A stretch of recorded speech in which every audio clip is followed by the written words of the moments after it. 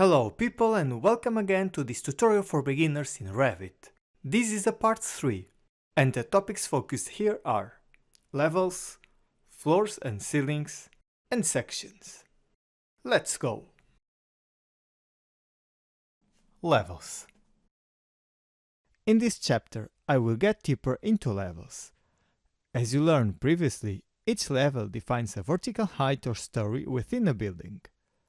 You may also notice, when you start a new project, it comes with some levels defined by default. For example, a construction template has level 0, level 1, and levels for the foundation plans. In an architectural template, on the other hand, the foundation plans are not included, because usually they are not necessary for architects. Anyway, all these levels can be edited according to your preferences. So, let's go back to the file that I am conducting this tutorial. These are my current levels. You can see that both the first and ground floors have the symbol in blue color. This means that there are floor plans associated with those levels. The levels behind the surface have this symbol in black, because I don't have floor plans for them. Actually, I have deleted them before.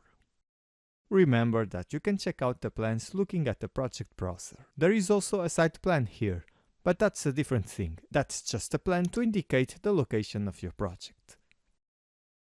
How can we make a plan view for a specific level? For example, top of footing.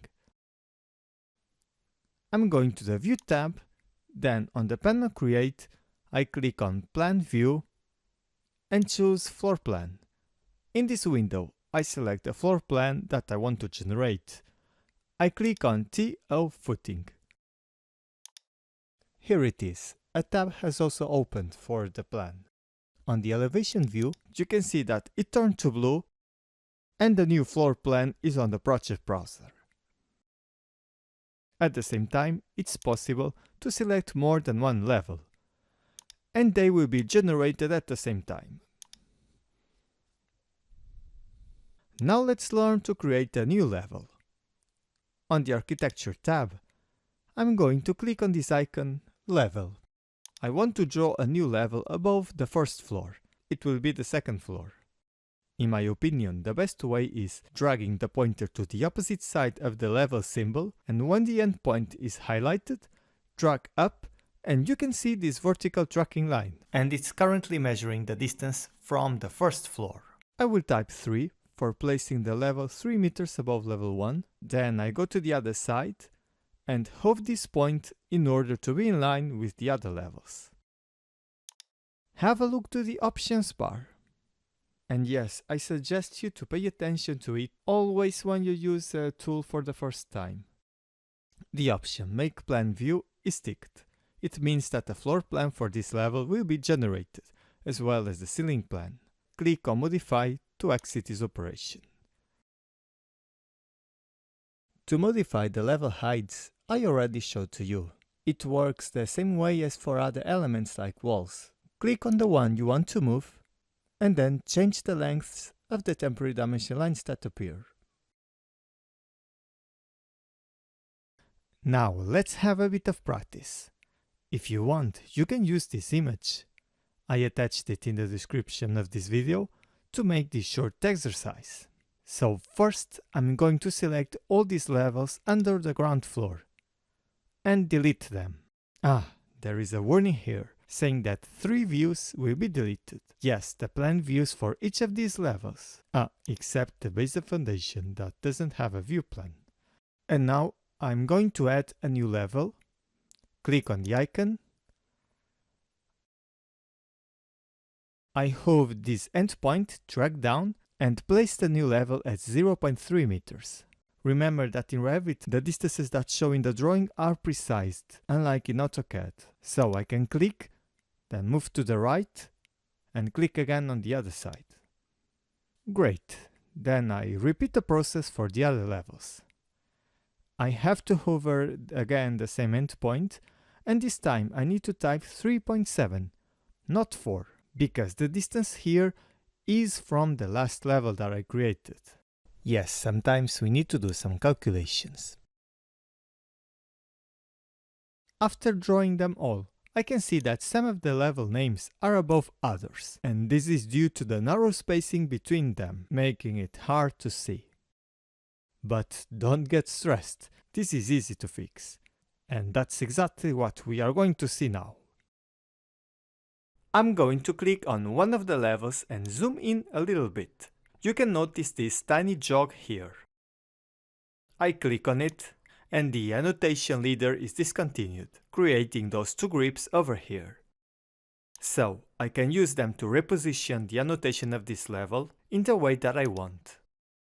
I showed to you the location of the jog in the first floor level, because if I click on level 8, I hardly could notice it if I didn't know it was there.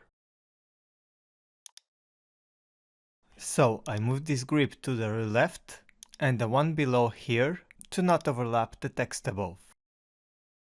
Then I want to reposition all these level annotations, and don't worry because the level height doesn't change. If I prefer to have the leaders vertical, the grip also snaps to that position. Look, it's simple.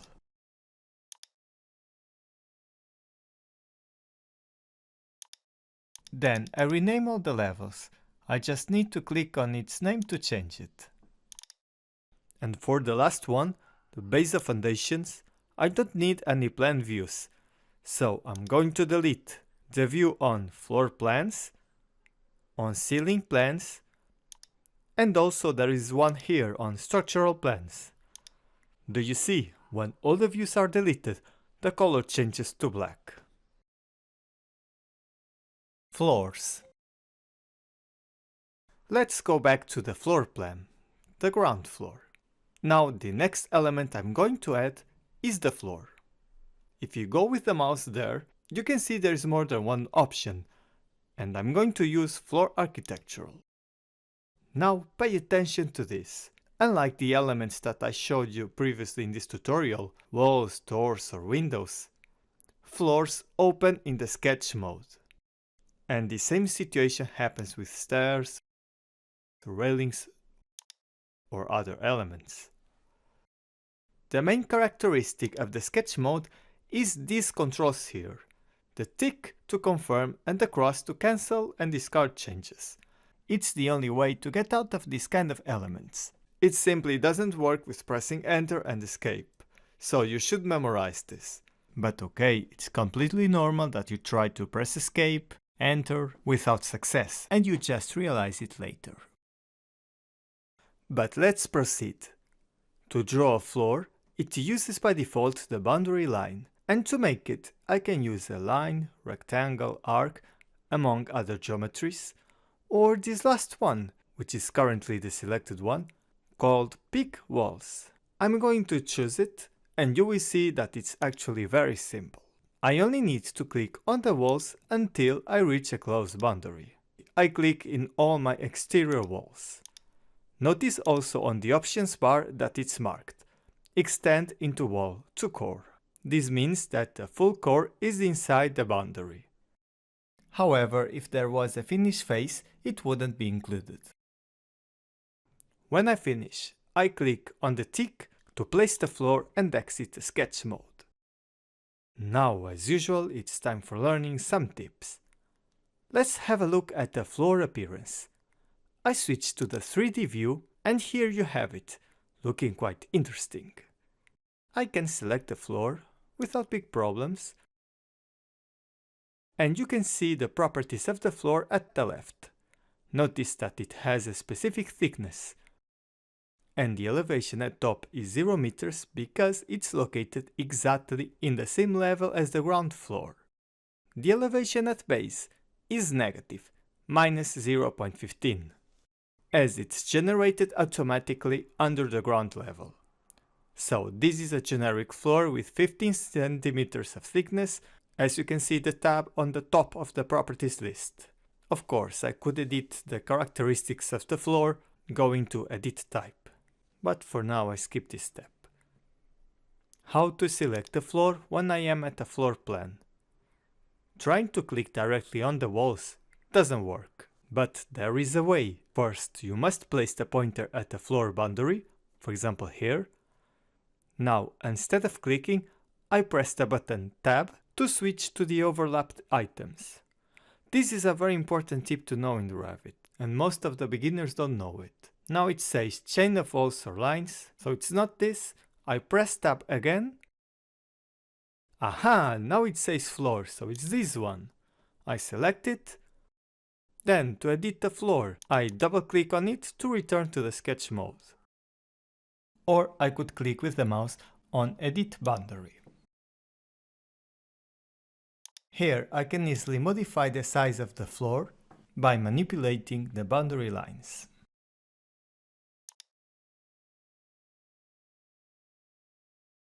Now, let's add the floor also to the first floor. It's easy. I switch to the first floor tab, and everything that is shown here are the walls and elements from the floor below. And that's why they look transparent. If I open a selection area covering everything, nothing goes onto the selection. On the other hand, this can be very useful to draw elements in this floor, like the floor itself. So let's add the floor. This time I'm going to choose a line as my drafting method. What I need is just clicking in all the corners until I reach back the start point. I personally prefer to use pick walls, but it's also fine with the line tool, as you can see. When I finish, I click on the green tick to place the floor. But look at this information shown here, it's important. Would you like walls that go up to this floor level to attach its bottom? Since the floor is generated below the current level height, if I answer yes to that question, the walls on the ground floor will shrink in order to attach the bottom of the floor. Click on yes, and then, if I want to see how they look like, I can switch to the 3D view. Now I realize the properties panel is not shown. I might have closed it accidentally, but it's fine. If this happens to you, you can open it back by just clicking with the right button on a blank space and then choose Properties. Here you have it. Then just drag it to place on the position that you want. Now let's have a different situation. To connect the ground floor plan to the first floor, we need stairs. Of course, we are not going to jump.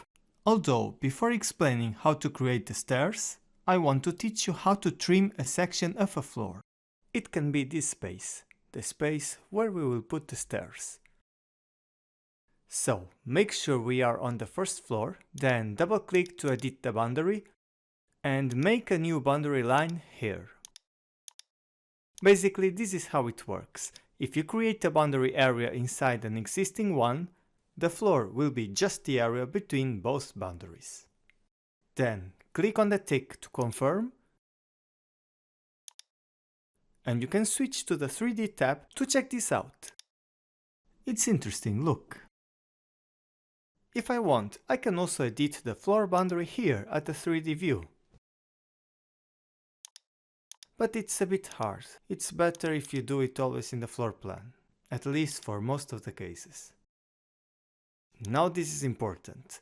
When creating the boundary for that space, we shouldn't leave the walls without floor, because you will get the following message. Highlighted walls are attached but miss the highlighted targets. Basically, the appearance would be this.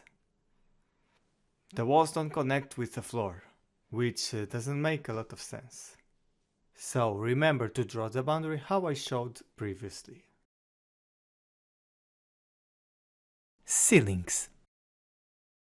Another key elements that we need on a building are ceilings. Remember that we use them to host certain elements, where the most common ones, especially in apartments, are light fittings. To create a ceiling, we click on this button at the Architecture tab, then we are faced by two options, Automatic Ceiling and Sketch Ceiling. Automatic Ceiling is the option selected by default, and it simply works by dragging the pointer over an enclosed area, then a red boundary shows up, and that's the moment to place the ceiling by just clicking once. Okay, nothing seems to have changed. It says here, none of the elements are visible in the floor plan. Actually, ceilings are not displayed on floor plans, and for that reason we have a section on the project browser for ceiling plans.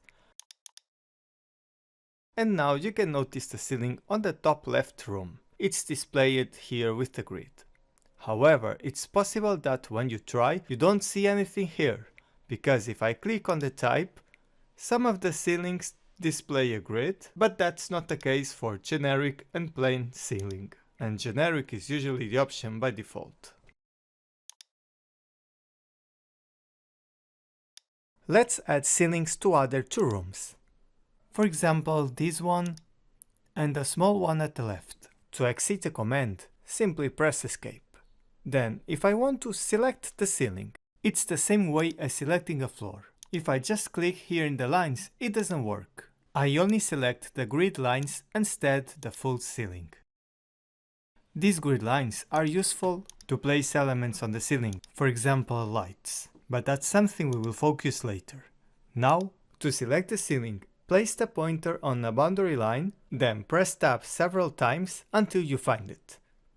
Then click. Now, to select the other two, I can repeat the same process, holding Ctrl when I click to select the ceiling, or click with the right button on the selected ceiling, go to Select All Instances to basically pick all the similar elements. And of course, this works for any kind of elements. It's a very important tip to know. As in this situation, all the ceilings are in the current view, I click on the first option. Now the three ceilings are selected. Warnings. If there is a ceiling and we place another one on the same place, I get this warning message. There are identical instances in the same place. This results in double counting in schedules. And this is not what we want, so we have to be careful. We should press Ctrl Z when this happens to undo the last action. But suppose a situation that we put a plain ceiling before and we don't remember. Then, if I add a ceiling of a different type, I don't get any message, but both ceilings are still overlapped. For this reason, I recommend, at least when we are new to Revit, to create ceilings with grids. And we will not have this kind of problems. Now, let's learn how to host lights in a ceiling. Lights are considered components. So first, we should understand what a component is. In Revit, components are used to the model building elements, host elements, and they are usually installed on site. For example, doors and windows are hosted by walls. Lighting is usually hosted by ceilings. Furniture is hosted by a floor, and so on. Then, on the Architecture tab, some components such as door or windows have its own command. However, for lights, furniture, plumbing or other kind of equipment, there is no command for them. And to insert those elements, we have to click on the command Component, place a component. So let's insert the lights. I go to this list at the Properties, but when you do it the first time, you realize you can't find them, because it's necessary to load them from the family libraries. Click on this icon, Load Family. And now this is important. It's highly recommendable to download the family libraries if you haven't installed them on your computer. I added the link at the description of this video. Click there to access the Autodesk website where you can find the libraries. First, click on your Revit version, search for your language or country, and then install it. They are grouped by languages, countries, or even if they use metrical or imperial units. But make sure you click on a library.x file, like this one, and you will have a very completed library.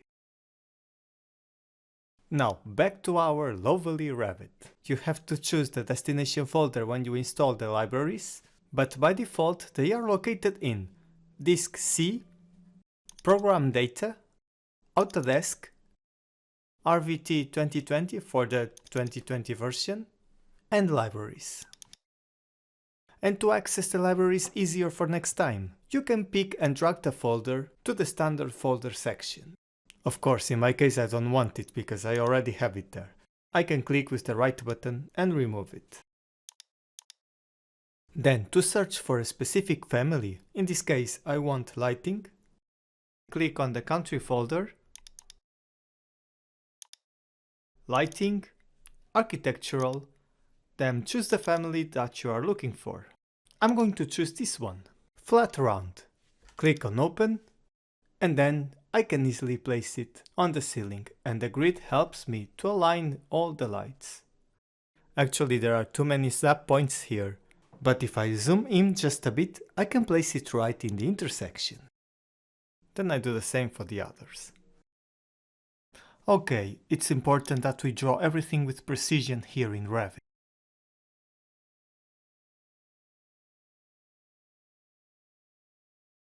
Sections. Sections are not included in the default templates when we start a new project. I have to create them, but it's actually very simple. To insert a section, I can go to the View tab and click on the icon there. Is finding that icon on the quick access bar. To create a section, I need to insert 2 points. I click here and then put the second one on the other side. And note that sections not necessarily have to be horizontal or vertical. It's also possible to make a diagonal one.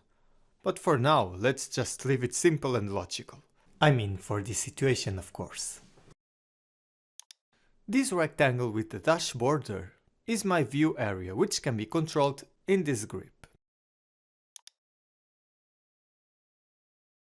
In this icon at the left, I can switch my view direction. Also, this new section is generated at the project browser. I'm going to open the new section view, and here you have it. Also, notice the ceiling with the lights at the left room. Going back, now suppose I want to decrease the view area in a way that it doesn't cover the door. You can see the difference. The door is not showing up anymore. So, it's everything in this video and in this 1-hour introduction to Revit for beginners. Now, I hope you gain motivation to continue exploring the program. There are still lots of things to learn, and if you are not a subscriber to Cut in Black, you can still do it now. On the channel page, you can access to the full playlists with the tutorials for beginners and exercises. Thank you and see you next time.